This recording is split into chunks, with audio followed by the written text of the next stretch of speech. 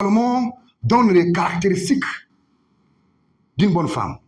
Ah, mais pasteur, pourquoi je ne m'attaque à aucune femme ici, là. Vous êtes des filles de Dieu. Mais il y a un caractère que le Saint-Esprit ne veut pas que ça se répète dans son église. Vous devez être des modèles. On ne veut pas être une future mariée du tabernacle, encore une fois, Seigneur, et tu tapes ton mari, tu manques de respect à ton mari, tu insultes ton mari, tu ne cuisines pas à ton mari, mais de quoi tu épouses, de quoi finalement?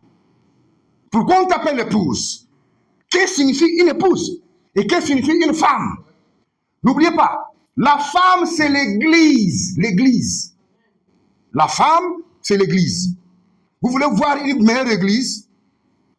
Vous voulez rencontrer une très bonne église à Libreville? Surveillez le caractère et le comportement des femmes qui prient dans l'église. Vous comprendrez de quelle église il s'agit. Ne regardez pas les hommes, regardez seulement les femmes qui prient dans cette église-là. Vous comprendrez déjà la qualité de l'église que vous avez. Si vous trouvez des femmes qui ont du caractère, des femmes qui prient, des femmes qui ont la pensée de dire aujourd'hui je ne mange pas. Il faut que j'évolue, il faut que mon caractère soit changé. De 6h à 14h, je ne mange pas, je dois chercher la face de Dieu. Vous voyez son visage, elle rayonne de la prière. Ça, c'est une femme. Et pour la plupart des cas, ce genre de femmes-là, ce sont des grands hommes qui viennent les prendre pour les épouser. Vous comprenez un peu, non? Et c'est devenu rare. C'est devenu rare, pourquoi? Parce qu'on ne prêche plus la vraie parole. Parce qu'on flatte les gens dans les églises. Mais je vous dis la vérité ici, là, il n'y aura même pas un seul jour où je vais vous flatter. Hein. Jamais! Je ne flatterai personne ici. Celui qui voudra sortir pour lui, il repartira là où il repartira. Je connais le contrat que j'ai signé avec Dieu. Je ne m'amuse pas avec les gens. Si tu dois aller en enfer, ça sera prêché si tu iras en enfer. Tu ne peux pas changer, ça c'est ton problème. Je suis né pour prêcher et dire la vérité à quiconque. Vous comprenez? Et parce que pour avoir un bon caractère, il faut bien taper, et on aura un bon caractère. Vous ne tapez pas, vous aurez des enfants vraiment qui sont tous des enfants vraiment impolis. Vous comprenez? La Bible dit ceci. Vous voyez le beurre qu'on mange là? Le beurre pasteurisé. Hein? Moi, j'aime le beurre en plaque.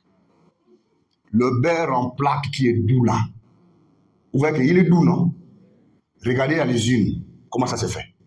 Le même beurre en plaque là, avant qu'il devienne le beurre en plaque, on le met dans de l'eau chaude, bouillie à 200 degrés. Ils enlèvent ça là-bas, ils font rentrer encore dans un four. Ils font brûler, ils enlèvent encore. Ils vont presser ça. Ils vont taper dessus. Après, il y aura des fibres, des petites fibres qui vont commencer à sortir du lait. Et ça produit maintenant la crème. Alors, ils prennent la crème là. C'est cela maintenant qu'on met dans des papiers. Ça sort le beurre pasteurisé que l'on mange. Mais si on te dit que c'était le lait qu'on a pris, et le lait a été transformé pour devenir le beurre pasteurisé, il est passé par des moments difficiles, par des épreuves difficiles pour devenir le beurre pasteurisé que tu manges et que tu apprécies. C'est ce que Dieu veut faire de toi. On ne part pas au ciel avec le ventre plein de queues, plein de riz, plein de manioc. Au foyer, tout va bien. Il n'y a pas de persécution. Il n'y a pas de maladie. Tu n'as pas de temps difficile. Oh, je pars au ciel. Tu ne partiras pas au ciel. Tu iras en enfer. Le ciel, c'est difficile. C'est une vie de sacrifice. Si vous pensez que vous partez au ciel pour vous amuser, Jésus viendra prendre les gens qui ne vont pas accepter la souffrance. Tu te trompes pour toi-même. Il y a de la souffrance pour aller au ciel. Des chrétiens aujourd'hui qui ne supportent pas les moments difficiles, qui ne supportent pas les épreuves, qui ne peuvent pas supporter un jour sans manger.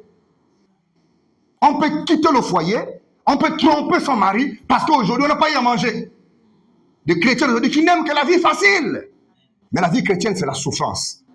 C'est pourquoi il faut avoir un cœur qui doit supporter les épreuves.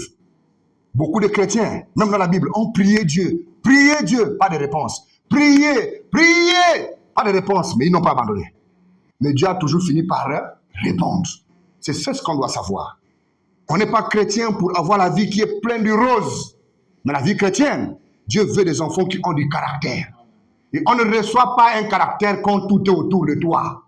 Le lait, il y en a. Le sucre, il y en a. La queue, il y en a. La voiture, il y en a. Les avions, il y en a. Tout pour toi, il y en a. Tu ne connais pas comment on jeûne. Tu ne connais pas comment on chante. Tu ne connais même pas prier. Même 5 minutes, tu ne connais pas. Que je suis chrétien, le Saint-Esprit. Tu ne peux pas l'avoir. Le Saint-Esprit, c'est une vie de sacrifice. Tu dois être à genoux. Tu dois pleurer. Dieu doit voir que tu as un comportement prêt à recevoir le Saint-Esprit. Sinon, tu ne l'auras pas. Et tu finiras par te décourager. Et tu vas repartir dans le monde. Mais le monde là, il y a plus de démons que les gens qui habitent sous la terre. Ils t'attendent là-bas. Ils sont là-bas en quantité. Toutes sortes d'esprits. J'irai à la plage lundi. Va à la plage lundi. Il y a des choses qui étaient au ciel qui sont tombées dans les eaux. Ils t'attendent là-bas. Non, j'irai en brousse avec maman. C'est pour ça que je ne pars pas à l'église. Il y a des choses là-bas aussi en brousse. Si tu n'es pas blindé, quand tu pars en brousse, tu es parti vide. Tu reviens à la maison chargé. Vous comprenez, non? Et donc, le monde que vous vivez là, le monde que nous vivons est miné. Partout où tu foules les pieds, le monde est miné. Si Dieu t'ouvre les yeux, tu comprendras que le monde est miné. Et que tu dois vivre par la prière. Si tu ne pries pas, tu perds tout. Vous comprenez, non?